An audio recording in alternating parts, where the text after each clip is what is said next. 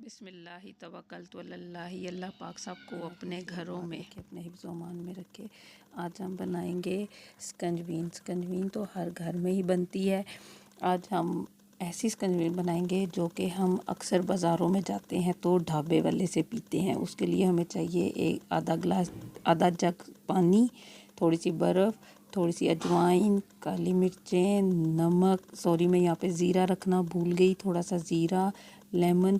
अब मैंने ये जो अजवाइन, ज़ीरा, काली मिर्च और नमक थी उनको मिक्सी में पाउडर बना के ये शामिल कर अपने पास रख लिया है। साथ में चीनी आप आधा कप ले लें या हस्बे ज़रूरत ले सकते हैं। जितना आपको मीठी स्कंजवीन चाहिए आप चीनी को बढ़ा सकते हैं, और जितना आपको खटास चाहिए आप उसमें लेमन भी कम ज़्यादा कर सकते हैं। अब मिक्सचर में हम जो है ब्लेंडर में हम सारी चीज़ों को एक साथ डालकर इनका 1 मिनट के लिए जो है इन जूसर को हम चला लेंगे।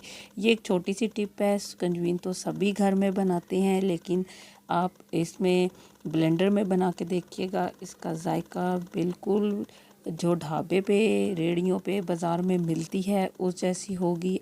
अब हम ब्लेंडर में पानी, बर्फ़, जो 4 मसाले पीस के पाउडर बनाया था वो सारा शामिल कर देंगे। अब हम इसके अंदर जो है लेमन को निचोड़ लेंगे। मेरे पास फ़्रेश लेमन है तो मैं फ़्रेश लेमन को ही स्क्वीज़ करके डाल रही हूँ। आपको पता है कि आजकल जो है वो लेमन का सीज़न है, बाज़ार में बहुत जूसी लेमन मिल रहे हैं और रिज़नेबल प्राइस में मिल रहे हैं। आप उनको लेके ज़्यादा सारे लेमन लेके स्क्वीज़ करके आप आइस क्यूब बना के फ्रीज़ कर लें। अभी जैसे मैं इनके अंदर मैं जूसर में फ़्रेश लेमन निचोड़ रही हूँ, इस जगह पर आप जो लेमन क्यूब्स होंगी उनको भी ऐड कर सकते हैं, तो उससे आपका काम आसान हो जाएगा। अभी मेरे पास फ़्रेश है तो मैं फ़्रेश लेमन ही यूज़ करूँगी। हमने सारे लेमन एक एक करके निचोड़ लिए हैं। अब हम इसको 2 बार 1-1 मिनट के लिए ब्लेंड कर लेंगे।